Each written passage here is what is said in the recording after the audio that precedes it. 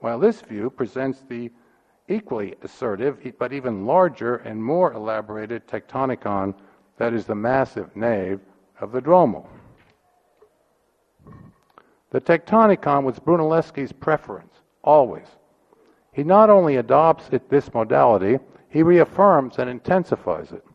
Every known securely attributed building by Brunelleschi is a Tektonikon of a pure and relentless character without exception. Thus, the cupola is certainly a Tektonikon, even an Uber-Tektonikon, although it did not have to be. It did not have to be one at all. In fact, it originally was planned to be a surfacescape, as is indicated in this Trecento fresco showing the original Duomo project of the 1360s. In his preference for the Tektonikon, Brunelleschi was totally consistent, as can be seen in the following key works: the Innocenti Loggia, a Tektonikon; Santo Spirito, Tektonikon; and of course the old sacristy, definitely a Tektonikon. Which brings us back to the Pazzi Chapel and the question of its character and its authorship. The Pazzi Chapel is not a weak, blurry, degraded Brunelleschian Tektonikon. Its essential difference to the old sacristy is not its admittedly lesser quality of execution. Rather, the Pazzi Chapel is a brilliant transformation of the old sacristy into a magnificent faux Brunelleschian surfacescape. Given the intense Tektonikon character of the sacristy, this was not an easy task for the unknown architect of the chapel. It was a metamorphic performance at the very highest level of creativity. The weaknesses of the Pazzi Chapel in the Tektonikon optic all become positive traits of the interior as surfacescape. Its atectonic flatness, its blurriness and fluidity, its repetitive patterns that produce a continuum of surface effects that completely surround the observer. All are manifestations of the particular sensory qualities of the surfacescape sensibility. Thus, the Pazzi Chapel was not an aberration of the Brunelleschian canon, but nor was it an outlier in the Renaissance architecture in general. In fact, the Pazzi Chapel seems to have marked an important unnoticed turn in Quattrocento architecture. In its transformation of a Brunelleschian Tektonikon into surfacescape splendor, the Pazzi Chapel became something novel, soon fashionable, and trend-setting. It did not go long unnoticed. Already around 1460, just as the chapel was being finished, it inspired the sumptuous chapel of the Cardinal of Portugal in San Miniato al Monte. Numerous other surfacescape derivatives followed, all at a very high level of patronage. These works included the Portinari Chapel in Milan for the head of the Medici Bank in the city, and the Colleoni Chapel in Bergamo for the dominant local clan. This trend culminated in Milan, in the choir of Santa Maria delle Grazie, built for the ruling Sforza family as a dynastic memorial space. And of course, all of these buildings were such family memorials, each one more splendid than the previous case, going all the way back to Florence. In tracing this line of works, we've arrived at a new evaluation of the Pazzi Chapel. It was not the defining work of Brunelleschi. Most probably the work of another architect, in all likelihood Michelozzo, but that's not the issue today. It marked the beginning of a new wave of surfacescapes in the history of architecture. But now let's turn to the other building on the screen, Santa Maria delle Grazie. Here we're, of course, looking at Bramante, or what is usually so connected with him, or mainly his design, or whatever. Bramante in Milan is, as far as I can see, often seen in two perspectives.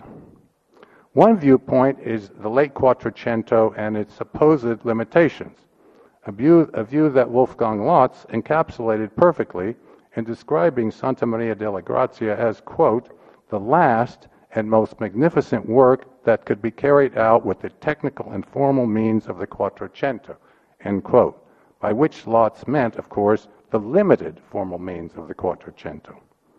The idea of an architecture that is somehow lacking is also implicit in the other common perspective, which sees Bramante's Milanese work as characteristically North Italian and Lombard, still half medieval in its ornate, conflicted sensibility. All of which prevents Bramante from achieving in Milan the veritable and authentic Roman Renaissance of classical antiquity that he could only establish in Rome. Although this remains an interesting interpretation, it has problems. It allows the Cinquecento to define the character of the Renaissance as a whole, for one thing. And it reiterates the false idea that the medieval excludes the classical. It is also highly teleological. But I will not directly address these difficulties. Allow me to propose instead that the Surfacescape Tektonikon paradigm might be a useful lens in studying Bramante's career. I will very briefly suggest how this might work. Within a decade after beginning Santa Maria delle Grazie, Bramante builds the Tempietto around 1502. Having so recently created the extreme surfacescape of the Milanese church, and he now creates not the high Renaissance, in this lens today, but one of the most perfect Tektonikons built in the Renaissance. With respect to these two categories, however, Bramante's development is starkly clear, but it is also enigmatic.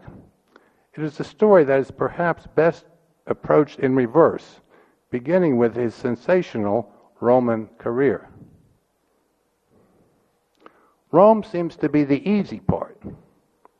All of his Roman buildings share one important trait. As illustrated on the screen, in Rome, Bramante builds only Tektonikons. There appear to be no exceptions. In this respect, in Rome, Bramante becomes another Brunelleschi.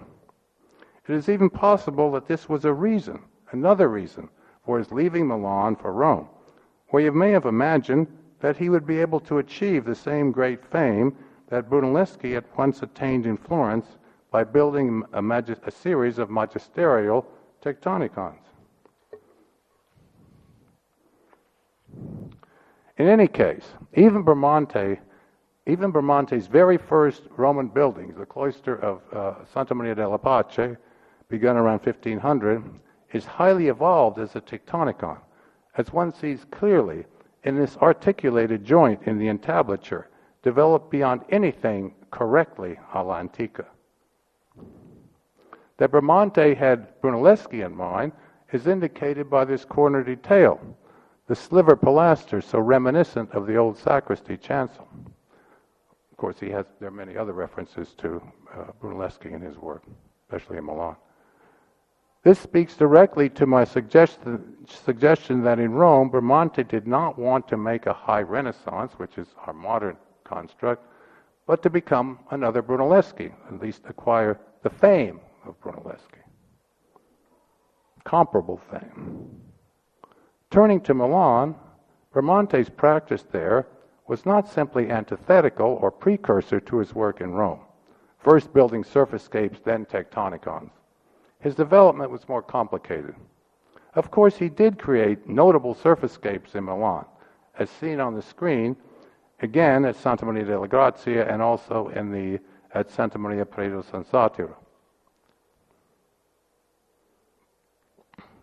Yet during the same Milanese years, Bramante also worked on exemplary Tektonikons. These include not only the Brunelleschian cloisters at San Ambrogio, but also the powerful designs for the sacristy of Santa Maria Presso San Satiro, and of course his role at the Duomo of Pavia. It is sometimes said or hinted that it was in Rome that Bramante found himself.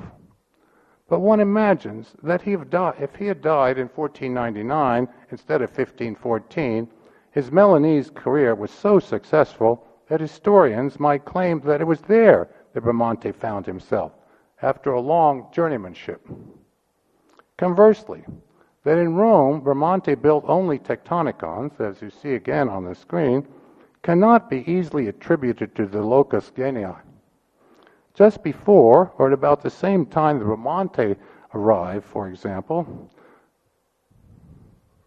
the magisterial surfacescape facade of the Cancelleria was created, while alongside Bramante, or closely following him, other important architects worked on both Tektonikons, the same architect, both Tektonikons and surfacescape modes. Raphael, for example, created not only the Tektonikon of the Cappella Chigi, but also the surfacescape of the Villa Madama. This happened not because he was a painter. So was Bramante, something we often forget, but because surfacescape was another aesthetic possibility that, unlike Bramante, Raphael did not refuse himself in the eternal city. Thank you. Thank you very much for your patience.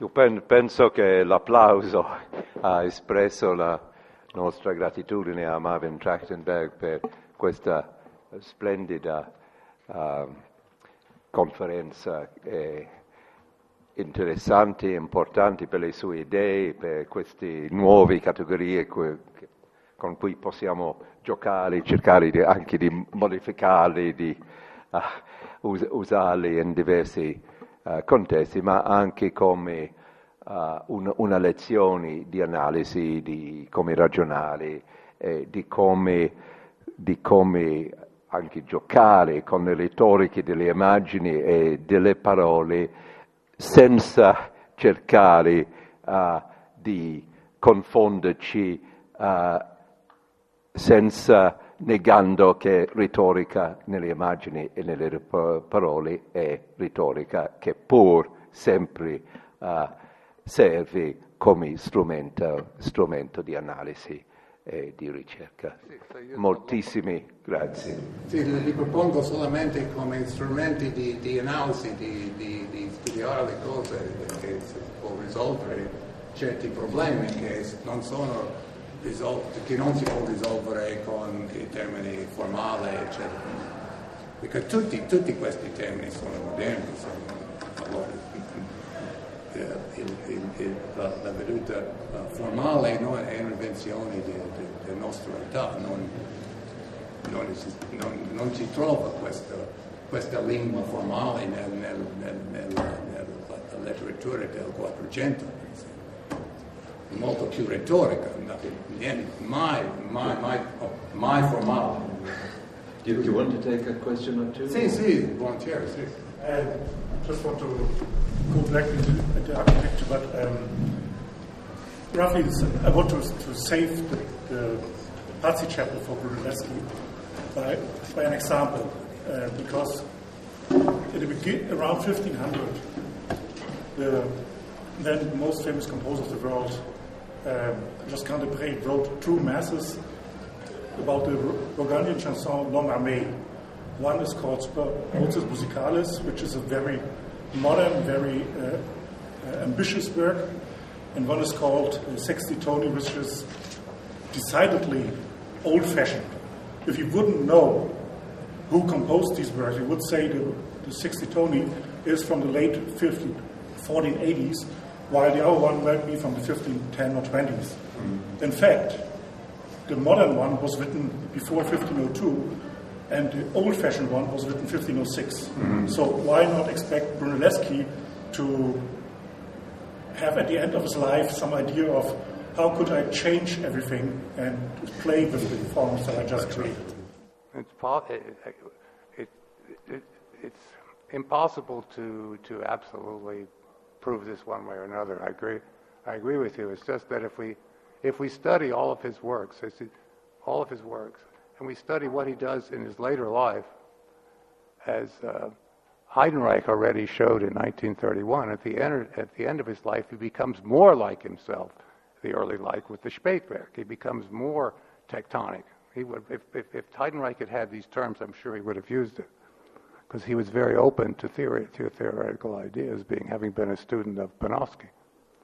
So, anything is possible, but there's no evidence. The evidence if anything is possible, then when there's no possibility for connoisseurship.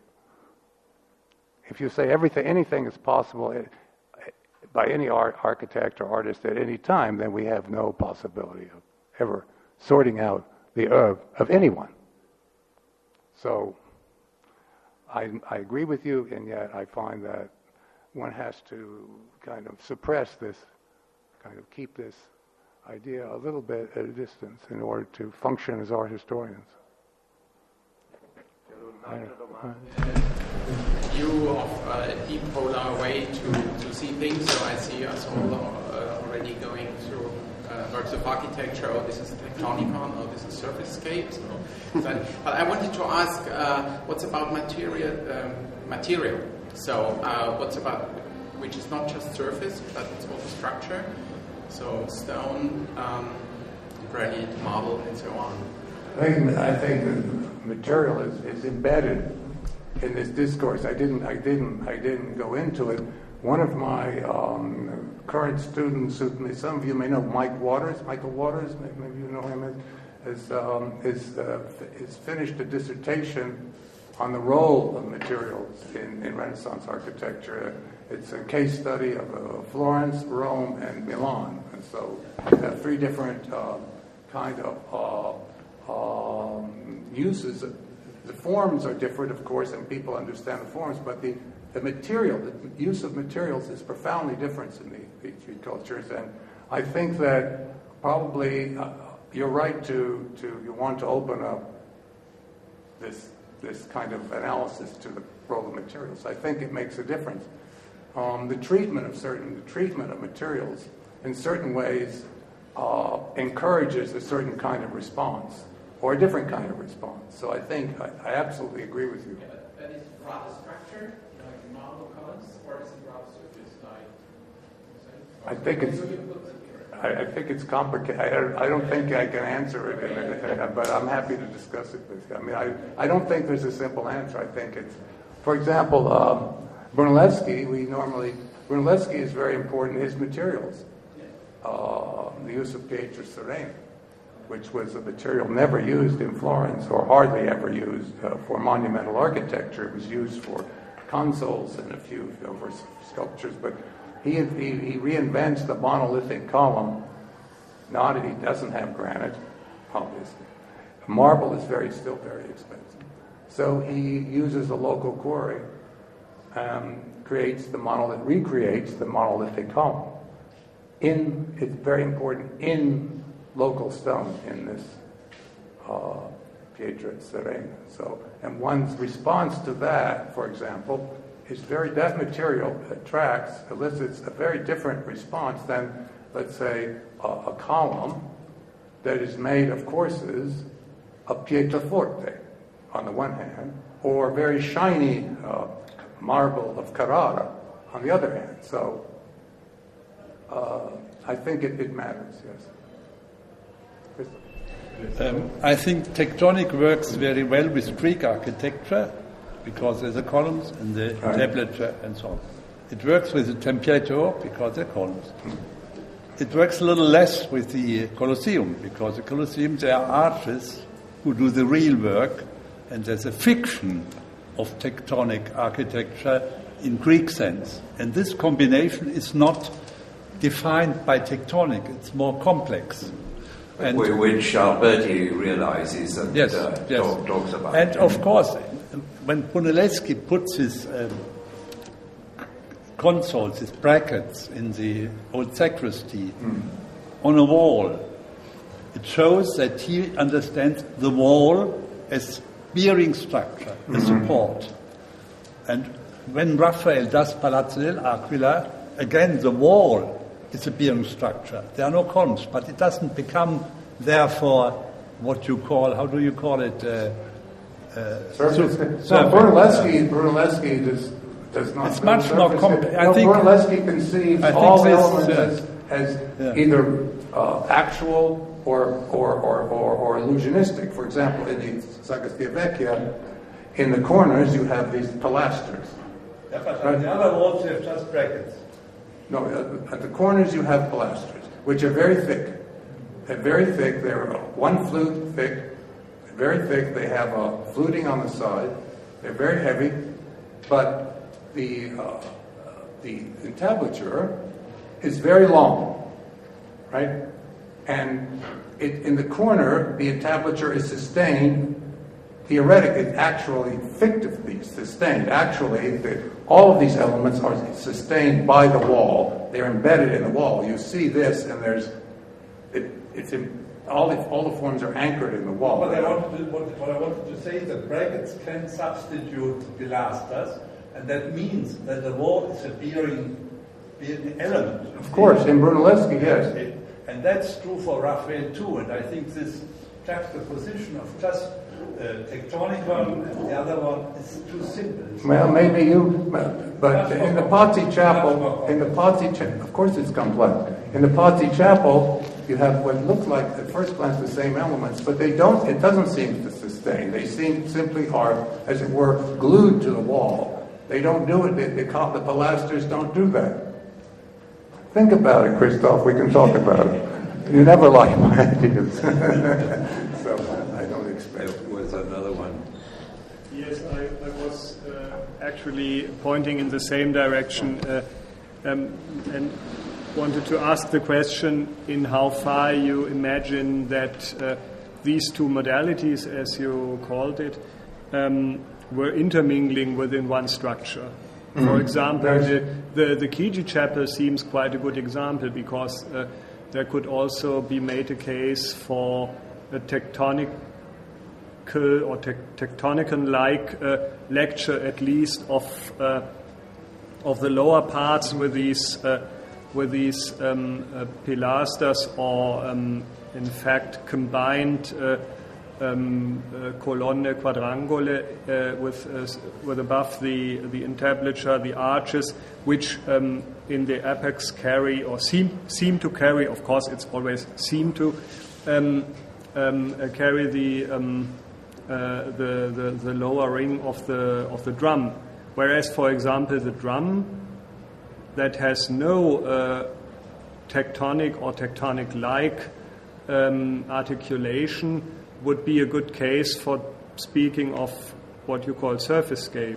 Sometimes it's neither. I mean, sometimes this is a monumental expression of the form of architecture, the monumental form, and there's some areas that are neither one nor the other. They're not always. These are just tools of analysis. Yeah, of course. They're tools of analysis. So if you look at here, you see the pilasters are very deep. They have 4 flutes on the sides. It's enormous. 4 flutes. They're very massive. But one could perhaps also add a case like the Pantheon, in which the lower zone might be called Tektonikon, the upper one Surfacescape. And if you imagine that in the Renaissance, some architects and historians thought that these might represent different phases of construction, this could be an interesting point. Yes, I think it varies even in the same building. I was just the other day in Pistoia, in Madonna dell'Umiltà. It's very interesting what's happening. The narthex is a critique of the Pazzi Chapel.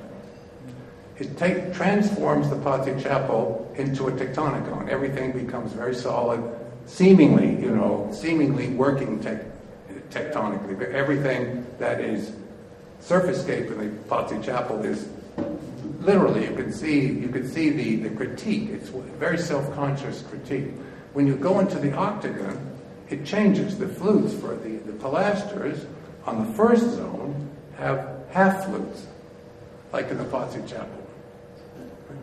The second, third, and fourth zones have no flutes, and the pilasters become thinner and thinner and thinner until there's almost, maybe a centimeter of projection from the wall. So the building kind of morphs from one mode to the other, I think very self-consciously. That's just, to me, that's a kind of a test case for this idea. It's simply, these terms are just another way of trying to describe and differentiate between buildings that are hard to discuss in formalist terms. Pure in terms of 19th and early 20th century formalism. We shouldn't essentialize those terms. Those are not terms of the Renaissance. Those are modern terms of an earlier epoch. So I think that, to me, it seems useful to try to find terms also that are not just about the formalist, the vision, this rational, focused gaze, that you look very rationally at things, but also that you experience it with a certain empathetic openness, which has been, and this multisensory perception is intrinsic to all human experience. I mean, perceptuals like J.J. Gibson, for example, wrote a great study in the 1960s to 70s of it's the foundations of our perceptual experience, and even something as simple of the space in which we orienting ourselves to space is only possible through a combination of input from many different aspects of our body, not just our eyes, not just what we see, not just the balance system of our inner ears, but many more. So actually we live in a multisensory way. And before photography, the idea is that architecture was created for that response, as Cami Brothers explains, for example. What already Schnaso spoke about when he talked of Raumwahrnehmung and body feeling. Right. So it's not anything esoteric I'm proposing here. It's something quite grounded in a lot of thinking of a lot of modern science. And if we come back to the drum of the Kitchen Chapel, why can't we accept that the wall, as in the side walls of the old sacristy, are tectonic elements which do not need necessarily a pilaster or the fiction of tectonic, but they're just bearing parts and not surfacescape, bearing elements, and that is everywhere in Raphael. Even in Bramante, the wall is a tectonic element without the fiction of the order. Let's go up to the beginning. No, the old sacristy, I think, Christoph, you and I are not understanding. I don't think you understand. I'm not saying that the old sacristy, everything is the Tektonikon, including the wall. No, but take Palazzo Farnese as a facade. Yes. The exterior Palazzo Farnese. There's no tectonic member whatsoever, just the corner. But it's of course not surfacescape, anything but surfacescape. No, I don't think everything. Not everything. Any content here. If we look at here, we have. Right. I don't have a pointer, but if you look at on the right, you have the wall, which is solid, right? As you say, is load bearing, right? You have the pilasters, which support the entablature in the corner. Just part of it. Let me finish, Kristen, please. The entablature is too long. If the entablature is supported by the pilasters in the corner, the entablature is too long to sustain itself without some intermediate support. Hence, Brunelleschi adds these two consoles, which are three, which seem to support it in the middle.